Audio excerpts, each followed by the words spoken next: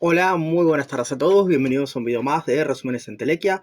Hoy vamos a ver brevísimamente el texto referenciado en la obra de Sigmund Freud como un cuento de Navidad. De más está decir que estoy grabando esto un 25 de diciembre, así que simplemente a todos los que están celebrando en sus hogares con sus familias, simplemente un saludo grande a todos. Esta es una obra, por así decirse, de metapsicología y técnicamente no tan canónica como sus obras publicadas, ya que es simplemente parte del epistolario de Freud junto con un colega llamado Flies.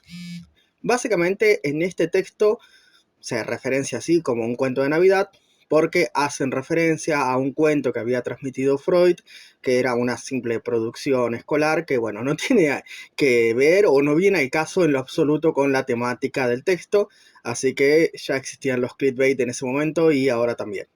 Sin más, no voy a volver a hablar de la Navidad. Aclaremos eso. Este es un texto que se puede referenciar como una especie de arqueología del psicoanálisis. Es de 1896, previa a la publicación de la interpretación de los sueños y obviamente posterior a la publicación de estudios sobre la histeria. Así que está en ese proceso en el que Freud deja las teorías de sus mentores y empieza a producir teoría psicoanalítica propiamente dicha. ¿Cuáles eran las teorías de las cuales quería desvincularse y cuáles eran las teorías a las cuales él quería llegar? Es decir, el pensamiento heredado versus el pensamiento propio. Fundamentalmente, la teoría de la cual trataba de desvincularse era la teoría de Charcot.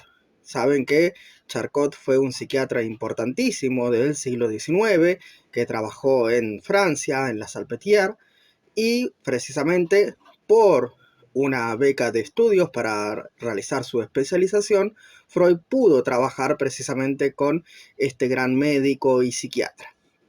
Lo que postulaba Charcot es que obviamente la histeria era una enfermedad que tenía su etología propia, no era simplemente una simulación o un fingir de los pacientes sus síntomas, sino que tenía que ver con un trastorno nervioso.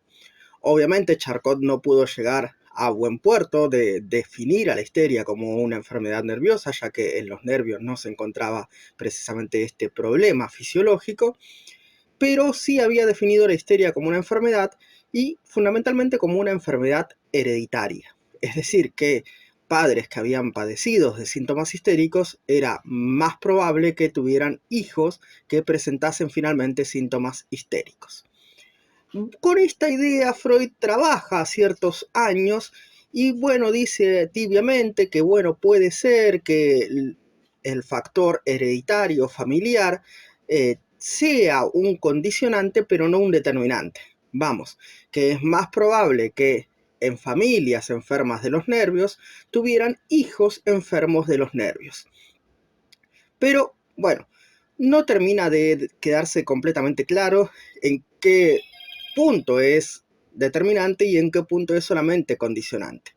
Porque a veces suele decir que, bueno, tal vez puede presentarse en ambos casos, es decir, en familias sanas y normales y en familias con heredad de crisis nerviosas.